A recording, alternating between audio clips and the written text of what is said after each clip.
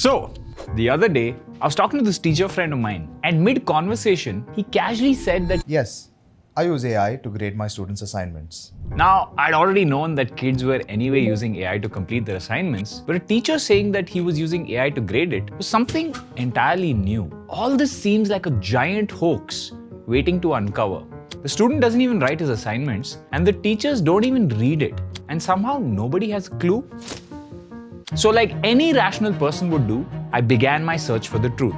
I wanted to find out exactly what's going on in colleges today. Because see, AI is relatively a new concept, and a college degree is 4 years long. And many people today who are in college started their college journeys before the Gen AI boom. So I set out to talk to the students and teachers themselves. Ladies and gentlemen, today we're going to reveal the truth and the current state of our entire education system after AI.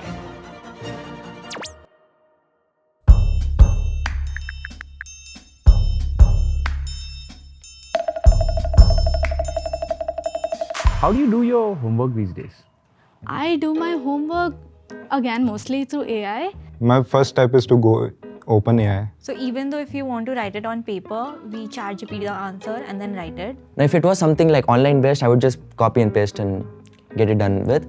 Like I just see what the homework is, like what the questions are, and then I put it into either ChatGPT or some other AI tool. And then I frame it myself usually. I learn it from the answers it gives. So we've been hearing a lot about AI use in colleges. Could you share where you have been using AI, how you've been using it? AI is now the go-to system a lot of people are using. It's both students and teachers using this. Being a scientist and an educator, I've been using AI tools. As an individual, if you ask me, I use it quite frequently. I mean, the time that we are in right now expects teachers to, pick up the skills that, we're actually teaching children. So that's how I or all of us got into using AI. I kind of use it like an assistant, which helps me to get things done quickly. So we use AI to build our lesson plans, jot out questions, assignment questions for students, even with regard to remarks, or even as simple as script that we need to prepare. Do your teachers know you do this? They do know that everyone is using AI. Yeah, definitely, 100%. Some of them know, some of them don't know about this. Do you think they know you know? Yes, they know. Yes. Teachers definitely know this. They do recommend us not to use ChatGPT, but even they know we are anyways going to end up using ChatGPT, so they'll just be like, try to understand it as well when you're using ChatGPT and then write it down. So it's like an open secret. We know that, they also know it. Some of the students kind of are also surprised about whether the teachers are using AI.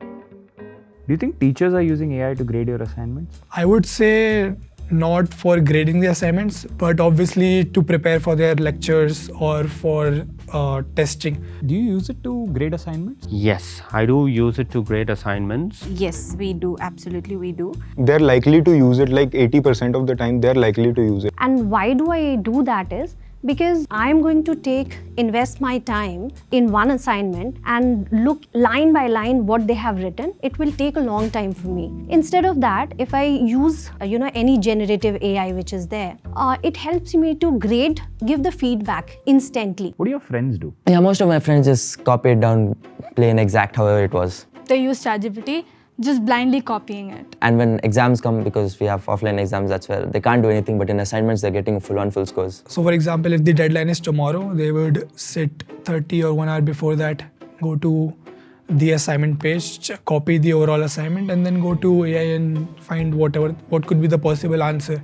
All internals are maxed out. Yeah, full-on scores, it's 20 on 20. But are they doing it cleverly? Are they humanizing it? Yeah, that everyone's doing it cleverly. That's the thing. It's become too wide. They first check where are the plagiarisms are happening, and then they humanize it through an AI or like just retype it. Everyone's, whatever they're copying, they humanize it. There's tools like Quillbot, all that. You can even ask sometimes other AI to just humanize it a little and just, instead of ChatGPT and all, they give like very, words that you wouldn't use, like it's very advanced level of English. Instead of that, just use simpler words and that would be humanized. So you tell it, use simpler words. Yeah, just use simpler words. That is more than enough to humanize it. Are you aware that they're using these humanizer tools? Yeah, I know that. So how do you think they use these? I'm interacting with student on a daily basis, right? I know their intellect level very well. When I ask question in a classroom, I know exactly what is the depth. And suddenly I receive an assignment which sounds like I'm talking to an Einstein. I can make out that they have used AI. So this is our education system today. The students use AI to write assignments and the teachers use AI to grade them. And somehow we're all fine with it. The students have no idea what the questions mean and the teachers have no idea what the quality of those assignments are. It's all being outsourced to AI where one model is trying to beat the other model. Think of it like the Chinese room experiment. It's basically a thought experiment from 1980 developed by John Searle. So back in the 80s, everyone was excited about computers. And if computers would be able to become intelligent like humans. Like if a machine passed the Turing test, it must mean that it is intelligent. But John said, no, not really. Just because a machine could respond intelligently, it doesn't mean that it is intelligent. There's a huge difference between acting like something versus being something. So he proposed this thought experiment called the Chinese room experiment. Let's say you're locked inside a room with nothing but a task. And the task is to basically respond to some questions written in Chinese. Every now and then, someone will slip the question paper under your door. But here's the thing, you don't know Chinese at all. Now the first question is slipped through the door and you start reading it. But you quickly learn you have no clue what the strange symbols mean. So you look around in hopes of finding something that could help. And there it is, a thick rule book that basically tells you how to convert Chinese into English and vice versa. So you open it and start converting the question into English. Then you figure out a reply and convert your answer from English to Chinese using the book and send it outside. Now imagine what it looks like from the outside. From the outside, it looks like you know and understand Chinese. But the truth is, you don't. You're only following the instructions written in the rule book. Only pattern matching and feigning real understanding. Now apply that to how students are using AI. They're given some assignments and they don't understand, so they run it through their rule book, which is AI in this case, and respond intelligently. Now from the outside, the teachers think, oh, the student is smart. He understands these concepts so well. But all you're doing is running it through LLMs and feigning intelligence. There's no real learning, just two people talking to each other and faking everything. That's the state of college and education we're in right now. So let's ask another question here.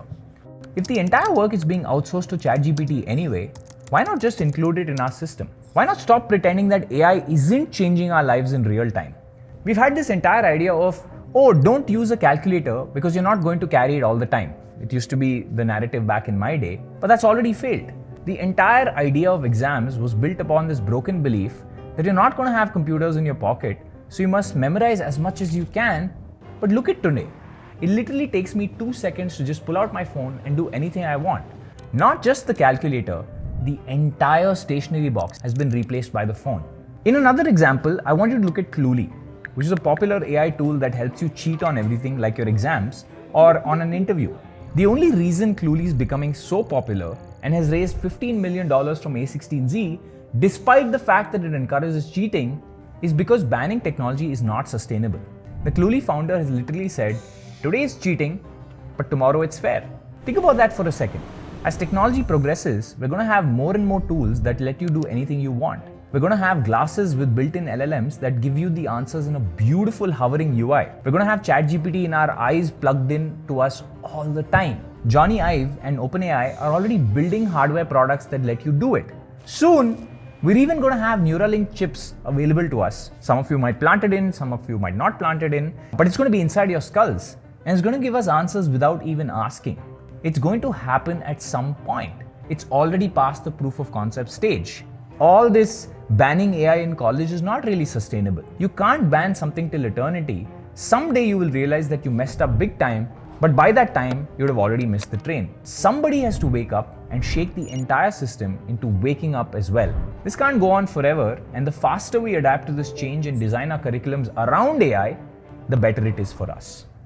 So, do you think college degrees will be useful though in 10 years? I personally think yes, degrees are essential. College degrees sets a curriculum for you to go through. It sets a path. So whenever you also program your NatSavs and GPSs to take you to a destination, it takes you along points.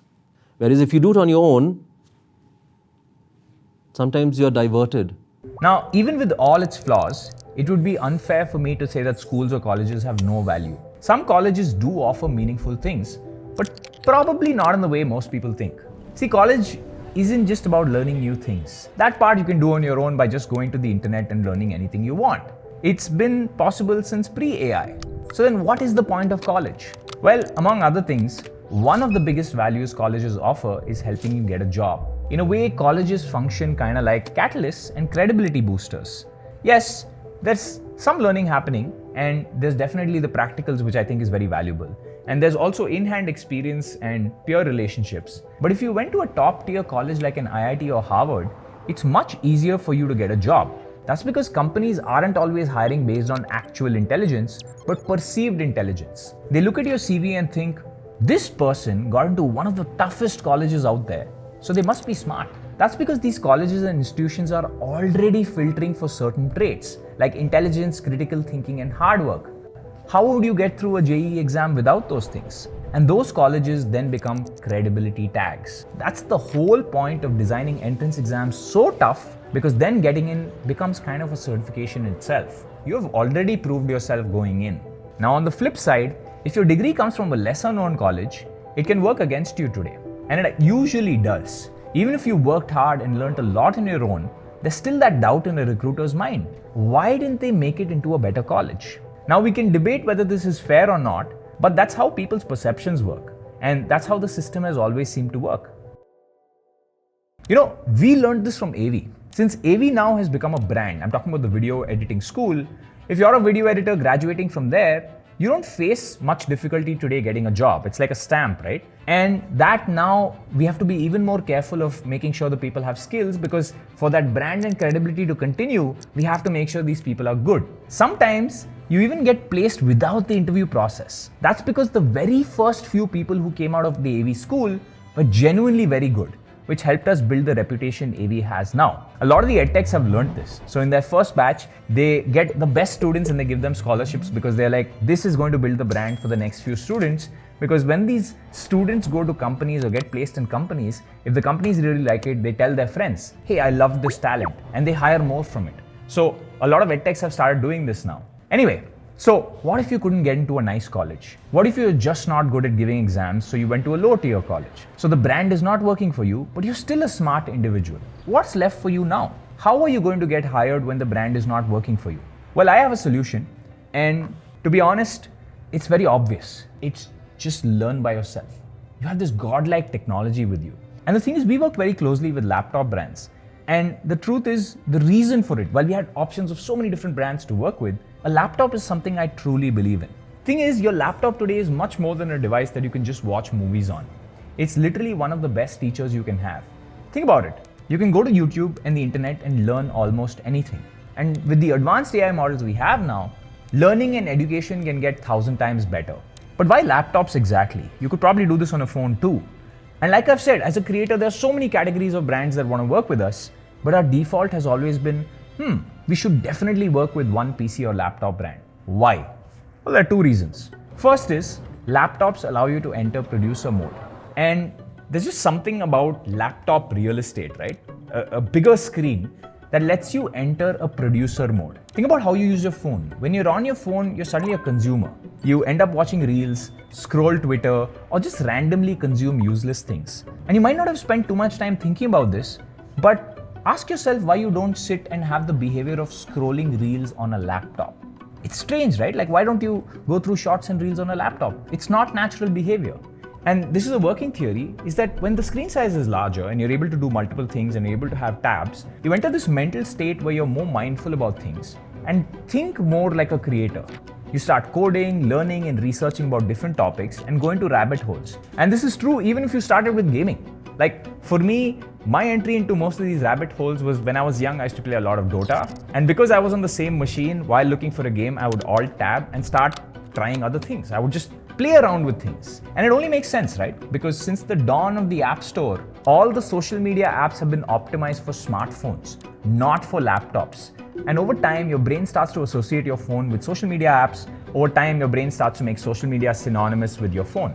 It's basic psychology, which is why laptops are so important, right? I've also written this in my book, Pajama Profit, that if you give me a laptop and an internet connection, I'll make my money anywhere in the world. And out of the many laptop brands in the world, I really love working with Intel. And there's solid reason for it. The reason we keep saying in our videos, Intel, is I have a very deep connection with them, which I told them as well when I started working with them. When I was growing up, the first machine I ever used was an Intel machine. The first code I ever wrote was on an Intel PC. That's where it all started. And I promised myself that when I got older, I'd make it full circle, right? I didn't know it would happen in this way. That PC made it possible for me to teach myself and build stuff. Yes, Intel builds fast and powerful machines, but there's this deep appreciation for Intel because I grew up on it. I still remember playing the old Mortal Kombat games on it. I still remember doing everything I did on it. And it makes me want to work with them. They've always been a part of my journey in some way or another. And who knows, if I didn't have that Intel PC growing up, I might probably never have been an entrepreneur or started EOS. The second reason I love working with them is because of the advancements they've made making AI more accessible to kids in India. Their latest machines aren't normal PCs. They're now what the marketing world calls AI PCs, but they're for the right reasons. These machines are powered by Intel Core Ultra processors that can run local models and give students a hands-on way to build and learn. And they've got all the bells and whistles, the NPUs inside, and to be honest, they make AI accessible to even the remotest locations of India. AI today comes packaged with the device, even to people who've never heard of ChatGPT. And yes, there are people in corners of India who've not heard of it yet. Every student today can experiment with LLMs and learn about AI no matter what city they come from, no matter if they live in high or low connectivity areas. Now that's a big deal because only about 60% of rural India has internet access. And even where connectivity exists, remember that only 55% of schools have digital access versus 27% in rural. You may be the exception and have had a good computer lab in your school, but for most people who have computer labs in their school, those computers are very outdated. So think about where they're experimenting. They're experimenting on a very, very outdated machine. And that's why I believe everyone should have their own AI PC. And I think that whether it's running a chatbot trained on your textbook, editing a school video project, or just experimenting with AI and learning new things, there is some correlation I've seen with my life on people who had a laptop for a very long time versus kids who've grown up with just a phone. And I think it's definitely more causation than correlation. That's why I'm very vocal about laptops. Whether Intel or not, and I love working with Intel, but whether Intel or not, I think everyone should own a laptop because it allows you to enter producer mode. It allows you to be more of a creator than a consumer. But the idea is, I think we're entering a world where you can just learn anything you want and open yourself up to future opportunities without relying on anyone. And the best antidote to sitting brainlessly and scrolling on your phone, which a lot of people are now doing, is to use a device that doesn't enable that easily. And I think that you can actually sit down and future-proof yourself by learning critical skills like even prompt engineering, right? There's so many people that laughed at prompt engineering, but it's actually a very valuable skill. Thinking in systems and AI literacy. One of the kids that we got said that, hey, I think something new needs to come about called AI literacy, which is how good are you using AI? And we have another concept called computer literacy, but we don't really talk about another concept called phone literacy because it doesn't matter or mean as much. And I think that will matter in the post-AI world. So I believe that no matter what is happening between students and teachers now in this world, as long as you have your own device, you should just learn by yourself. You can learn how to code, you can learn how to contribute to open source projects. YouTube is free and open to everybody. And I think you should build your CV that way because companies still care about end outputs and end project. Trust me, when recruiters hire you, you're going to have a better CV than many of your peers. You can participate in global hackathons, like NASA has NASA Space Apps Challenge, or you can participate in Google Code Jam, and you can build real world solutions. And I think that's the solution to this. Assignments are sort of a proxy for, oh, maybe this person knows something, but building things, when you put something out there that you worked on and that you built and you put it in the real world, I think that is the real measure of how recruiters will hire you. Like, look at Levels.io, right? He built an entire game from scratch with nothing but his computer, AI, and an internet connection. And that's the idea. It is truly democratized intelligence. And I think now everyone has access to the intelligence. AI doesn't tire. It can answer your questions back to back to back. And it doesn't make sense that we ban technology like this. Do you feel like there's ever going to be a point as AI keeps getting better where it might replace the need for teachers? No, I don't think so. AI can give you answers, but AI can't tell you that, I really believe in you. You can do it much better. So the coaching the mentorship, right? Motivation. Motivation. I think in education, this discipline and ethics is very important, the values which we inculcate. Now, I know it might kind of seem unusual, but the truth is that AI can be as good as your teacher when you know how to use it. And the numbers back it up. Back in 2022, when GPT 3.5 was around, it could take major exams, but it wasn't doing great. It scored about 82% on the SAT, 40% on the LSAT, and only 10% on the bar exam. Basically, it was just getting by. But then GPT-4 came in and crushed all of those exams. It scored 94% on the SAT, 88% on the LSAT, and 90% on the bar. And it's not just one metric. While GPT-4 scored about 85%, far better than most medical students, GPT 3.5 only got 58%. Now consider how much your college teaching has evolved in the last couple of years. Probably not much. Yes, there are many dedicated teachers and professors doing great work, but collectively, the pace of improvement just doesn't compare to how fast AI is moving. But human teachers are still critical. They give you guidance, mentorship, and sometimes peer-to-peer life advice that AI would have never been through. But if your son or your daughter has already missed the chance of getting into a great college and are left here wondering where they're going with their life and career now, turning to AI and learning by yourself is useful. And the data that we showed you speaks for itself. Plus, it's just a scale problem. There are not enough good teachers for every student. Walk into college and you'll find one professor managing 100+ students.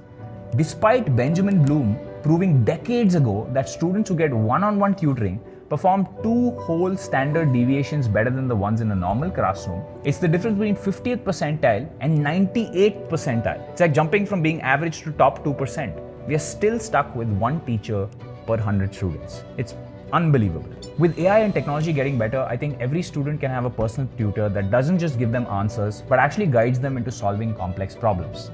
And think about what this can do for students. So you might think this is a little disappointing, which is that, Varun, you're saying that the college system right now, or the school system right now, is 2 sets of people that are faking assignments with each other. And you're saying that the devices that we're starting to use, from the laptop to the glasses, are going to get better, and you're eventually going to be able to answer all these questions. And right now it's viewed as cheating, but over time it's going to be viewed as, oh, this is normal. Then why even go to college? Why even go to school? And as we've explained, the value is in all the other stuff. The stuff that, making friends, learning how to speak, learning how to be reliable. I think there's a lot of value in the soft skills. And I think as a nation, we have made it too much about hard skills. And I think the hard skills are obviously very, very valuable. But I think the hard skills now can be self-learned. And even though I've gone on record multiple times to say that everyone should own a personal device and learn by themselves and make it a habit to learn by yourself and experiment by yourself. And I do believe, by the way, just because Intel is a partner, it doesn't mean that I would say something I don't believe in. And I think that laptops truly are the device. I don't know why this is the case, which is I'll pull out a phone and then I will eventually start scrolling reels or going to messages or looking at my DMs. But on the computer, whether it be desktop or laptop, I'm really inspired, right? I sit down and I'm like, today, I could download this new tool. Last week I was playing with a new tool called Gaia, which is a tool used to make landscape and terrain in Unreal Engine. And I was just playing with it. I know I don't need to be an expert with it right now, but I want to play with it to learn, to see what's new. And I think that really matters. And it's something where your teachers are simply not trying all the new tools that are coming out in whatever space that you're in. And I think especially with stuff like AI, you have to experiment by yourself. So what now? I've run through some of the permutations and combinations, and I've arrived at the conclusion that India has 3 potential futures moving forward. Future 1 is the one we're already slipping into, where all of this just continues. We build more detection tools and start banning AI use in colleges. It won't work, however, because again, students will get better at hiding it. And as you can see, they already have a terminology now called humanizing, where they put the AI outputs through something else to make it sound like it's not come from AI. Future 2 is where the entire system collapses. Companies start abandoning degrees and start hiring based on their skills alone. Similar to what's happening in college, it's also happening with CVs and automated applicant tracking systems. The CVs, well, they're all generated with AI, and the applicant tracking systems are using AI to figure out which candidates to actually interview. So companies will eventually start creating their own tests, their own assignments, and stop trusting colleges altogether. As you heard, colleges are now giving 20 on 20 in every assignment, and that's not sustainable. Traditional universities slowly start becoming irrelevant and fade out.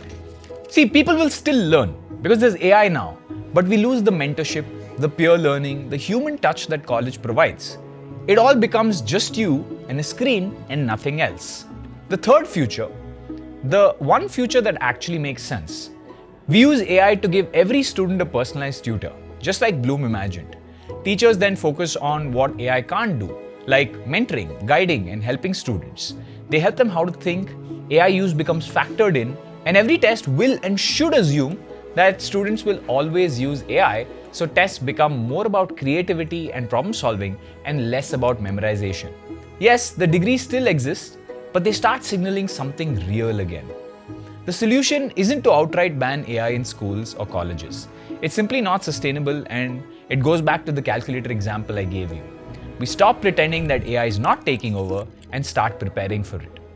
This means there's only two kinds of reality unfolding as we speak. One in which schools ignore AI and keep running the system with their outdated textbooks. And another is where students learn in isolation, sitting at home with their devices, using AI to teach themselves everything except the real world experiences all alone. So my opinion is that the best path forward isn't choosing one over the other. It's kind of merging the two. It's about bringing AI into our education system and designing our curriculum around this new technology so teachers can become guides and students can get personalized support, and the whole system evolves instead of simply getting replaced. We need to stop pretending that AI use is bad or somehow unethical and start building systems that not just teach but also grade people on how good they are at using AI. Imagine the amount of energy it saves, right? That students aren't wasting their time hiding their AI use or even being penalized for it, and the baseline gets evened out. So anyway, that's what I think, but as you all know, these aren't simple problems. I'm sure in the comment section you can spend the time and energy thoughtfully telling us what you think the future of something like this should be, what the future of the education system can be, because AI is now that shift where we have to make a decision, where we have to stop complaining about the education system and say, look, this thing now will break the education system. How do we fix it? No one has the answers, but your comment can guide everyone watching what the future could potentially be. That's it for me. Hope you like this video. Bye.